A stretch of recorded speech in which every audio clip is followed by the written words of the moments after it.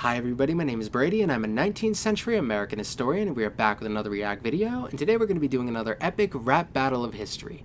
We have Donald Trump versus Ebenezer Scrooge, a real clash of Christmas titans.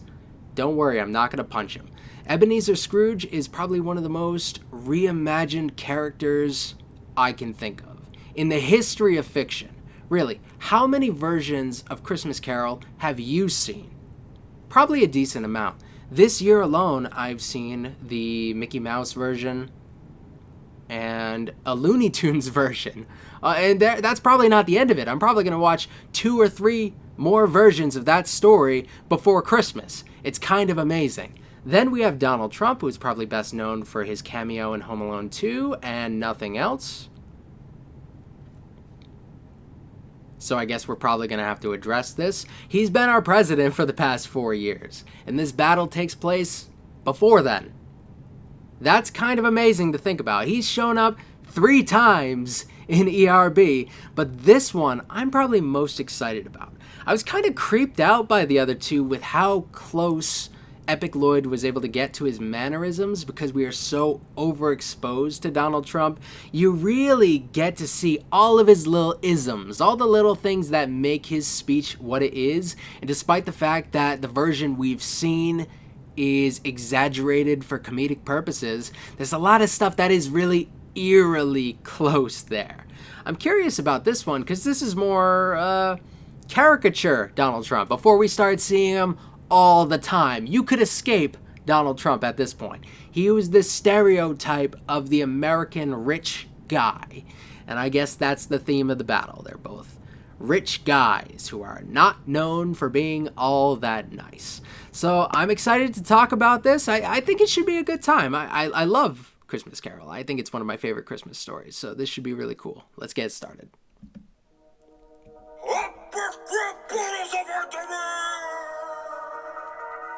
Donald Trump. Ooh.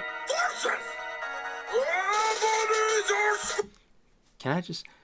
Okay, that is Zach Sherwin, who is my favorite. Zach Sherwin, I think he's incredibly underrated among the ERB people. He's like their number 3. You think of Epic Lloyd and Nice Peter, but then there's Zach Sherwin, and he's one of their writers, and he is brilliant.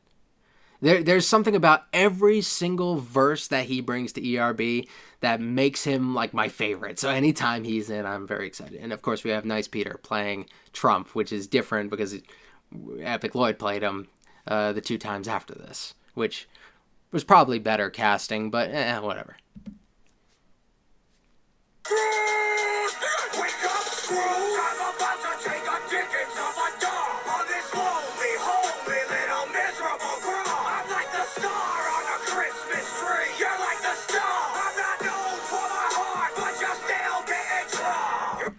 I love that he is the unapologetic bad guy fighting a bad guy. And it brings me back to his time in WWE. One of the most evil people on the planet is Vince McMahon, the guy in charge of WWE. That is without a doubt. And I always thought it was funny when Trump came into WWE, he came in as a good guy opposed to Vince McMahon. In professional wrestling, you want to see the rich boss character guy get his ass kicked, typically.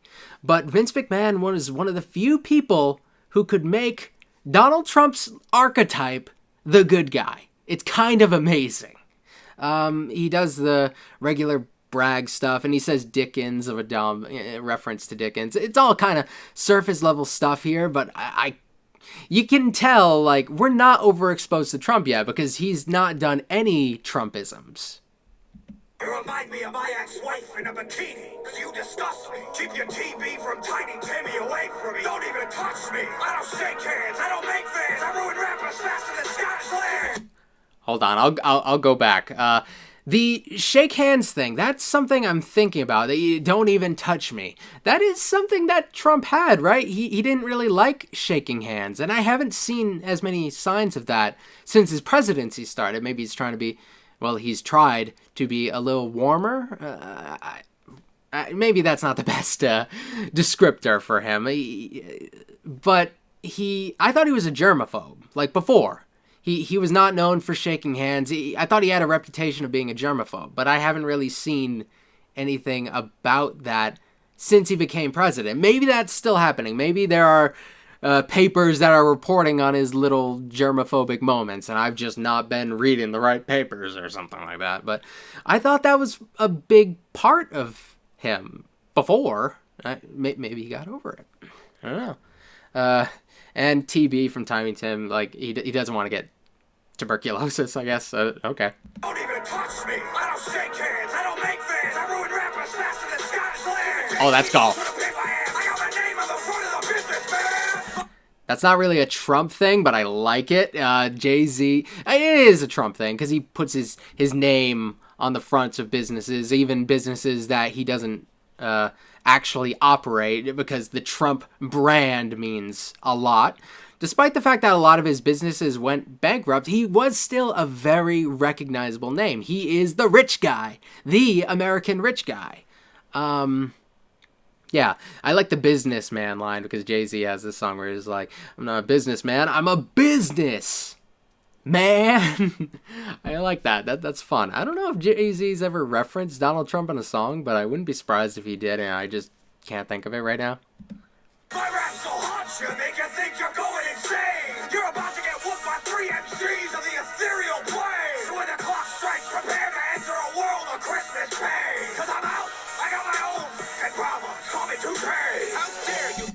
So before that was it was an okay verse. It's beatable. You could beat that Donald Trump verse. Like, the other versions of him were like kind of offensive for the sake of offensive sometimes, and that's kind of what they were going for with him because he is unapologetic. But he didn't have enough mean stuff, I guess, to say about it. It's a completely different target. He's talking about somebody who's like the fictional version of whatever stereotype Donald Trump actually represents. It's kind of amazing. Cause I'm out, I got my own and problems, call me Toupee. How dare you disturb me when I'm napping in my chair? You're a crappy rap spitting apparition. I ain't scared of this random phantom. Hunt all you want. I don't care. I do not believe in ghosts, and I don't believe that hair. Hold on. You can't just do that. Let me go. I praised Zach Sherwin, and you can tell he wrote this because he really loves playing with syllables. How dare you disturb me when I'm napping in my chair? You're a crappy rap spittin' apparition, I ain't scared. You could rhyme the word at the end of every sentence. That's one thing. He throws in a bunch of rhymes, and if you really have an appreciation for writing, you English majors out there, this is something to look at. If you want to get into poetry or something, Zach Sherwin isn't a bad guy to look at. He understands alliteration. He understands really how to take a line to the next level, and his flow is just absolutely insane. This is me like coming at it from a writing standpoint, and if you get into history, to a certain degree, you have to appreciate good writing, because so much of history is writing. Christmas Day, cause I'm out, I got my own and problems, call me Toupee. How dare you disturb me when I'm napping in my chair? You're a crappy rap spitting apparition. I ain't scared of Look at all those syllables. Phantom. Hunt all you want. I don't care. I do not believe in ghosts, and I don't believe that hair. And if we have to talk about the hair thing, I'll be honest, I was one of the people who didn't think Donald Trump's hair was real. I now believe that his hair is real and that he just combs it over and there's not as much as it appears, but he has hair. And that never really mattered to me, even when people were trying to discredit him and make fun of him for his hair. That didn't really matter all that much. I was thinking, like, whatever, man. If he shaved his head off, if he shaved his hair off tomorrow, it wouldn't change how much I respect him. All right, let's see this next thing. Phantom, hunt all you want. I don't care. Sorry, I've been lingering. Ghosts, and I don't believe that hair. Panic, Scrooge, but you're about to crash. I'm JP Morgan, the ghost of rich dudes past. Who? Okay, we've got JP Morgan. He's a little bit out of my area of study, but I know a couple things about him. And we're doing the holiday stuff, and we learned, well, I knew this, but we talked about it a few days ago, I think, about how he's related to the guy who wrote Jingle Bells. So that's fun. He relates to the holiday theme. Don't panic, Scrooge. I think it was 1907, the panic. The Panic of 1907, that was huge. And J.P. Morgan, when that happened, he got, like, essentially a task force of people together, like, trying to figure out, okay, what are we going to do? Everything's going under. We need to funnel money from the top to, like, these smaller, failing entities. That's the simplest explanation I can give, because I don't want to go too deep into it, because I don't know that much about J.P. Morgan. Just a little bit. Also, my economics is not very good. You need to be a smart guy to know economics. I'm a dumb guy who happens to have a degree in history.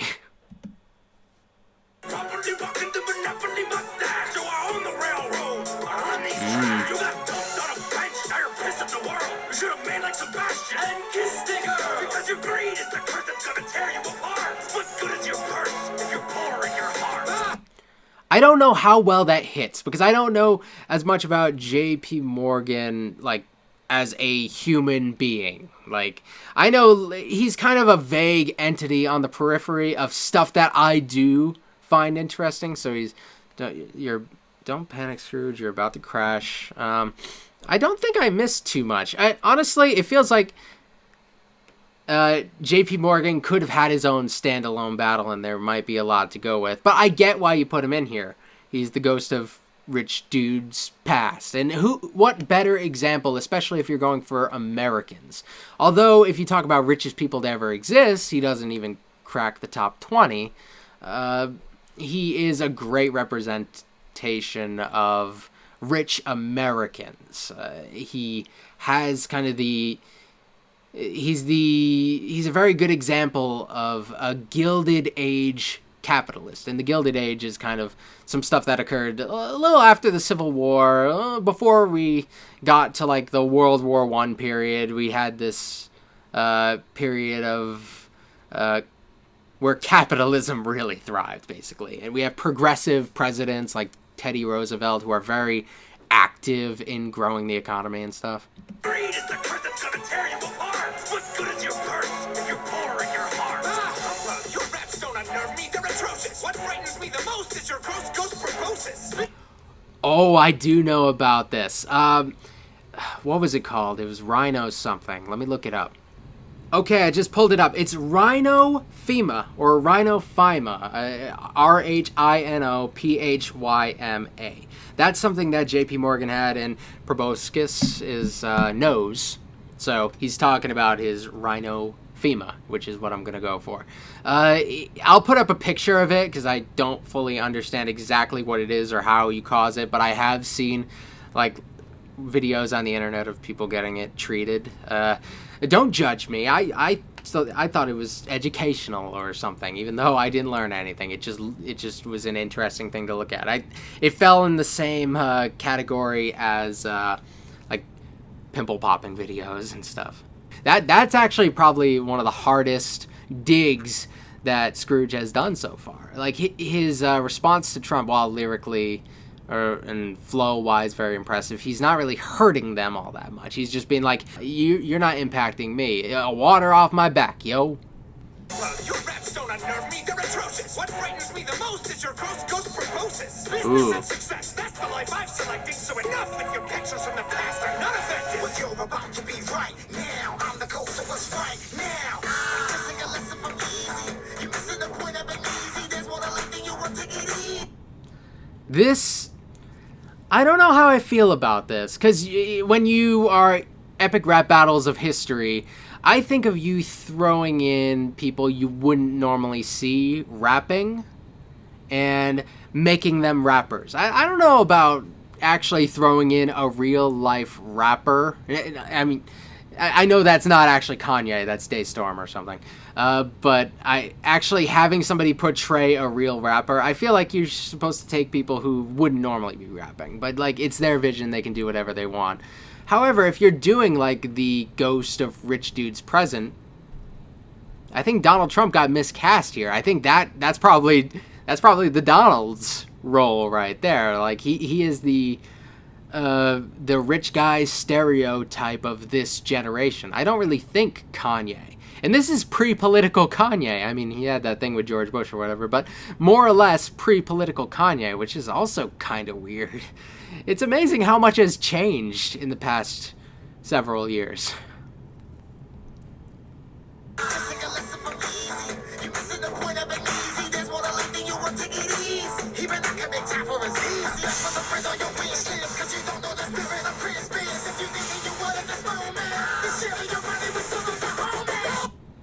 Okay, that was fine. Azizi, is that like talking about Aziz Ansari? Is he saying like, and if he is referencing Aziz Ansari, he's like saying, I guess there's two ways I can interpret this. Even I can make time for lowly, wealthy comedian Aziz Ansari, which is kind of ironic. Like, even I can take time for somebody who is also wildly successful.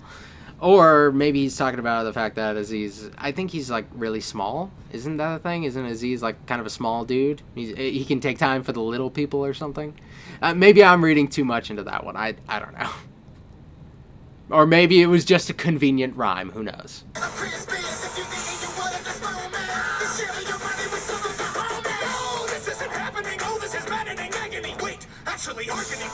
He's still doing it. He's still doing that. Like, listen to like. He's got multi-syllabic rhymes going on here. It's really good. Maddening agony. Actually harkening back to the dead Donald Fletcher, I still am expecting a final specter. You're gonna know, no one to love you and no one to call. Don't make yourself for the better, you death with a censor and put on your last line of breath. I mean, what else were they going to be able to do for the ghost of rich dude's future? We don't know who's going to be the rich person in the future. So, like, what can you do? It's like I want them to have, like, a figure that we can recognize and not just have it be skeletal person from ERB, but I don't know who you would put in that position.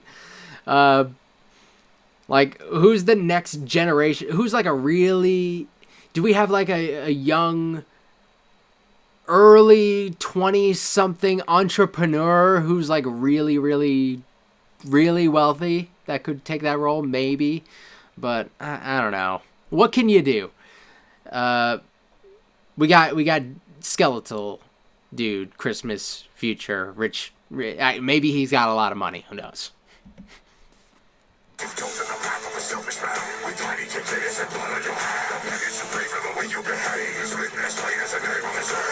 The shadows of things that will be or things that may be only. If I depart from my course, can they change? Say it is thus with what you show me. I promise to mend my ways. A friend to all men is what I will become. It's Christmas. I haven't missed my chance to be different. God bless us every wall. Holster, through us all. Dude, that was amazing. Like, the JP Morgan thing, it's like one of those cases when you have a lot of people in one battle, not everybody gets to shine as much. I think JP Morgan, he might have gotten the shaft in this one. The Trump was pretty good. Not as good as his later versions. I think they really improved him. I think I enjoyed this one more because I got to talk about pro wrestling again. Anytime I get the opportunity to do that, I'm always happy for it. And the Kanye inclusion is weird because I want Trump to be in his position, but then who would be in Trump's position? I don't know. If I had to recast this, how would I do it? But overall, I think that was a lot of fun. It's not really a rap battle by any means. It's just kind of an experience. It's their play on Christmas Carol. This is another version of Christmas Carol that I have watched this season. Isn't that? This is the third one I've seen. This counts in my eyes because this is just. They went through all the story beats. It was just highly abridged, condensed down to like 2.5 minutes, but it was really good. And Zach Sherwin's a treat. He's always great. I got to see more of the battles with him and them because he's got some crazy stuff. You should check out some of his solo stuff. He has some really cool videos. Thank you guys for watching. Oh, Check out his flag roast video. I know we got people who like flags. Look up Zach Sherwin flag roast. It's a very good video. So that's it. Thank you for watching. I hope you enjoyed this, and I will see you guys in the next video. Let me know if you have any holiday themed videos that you want me to check out this season. Put them in the comment box below. Say goodbye to the bird. Boop. And I will see you guys next time. Later.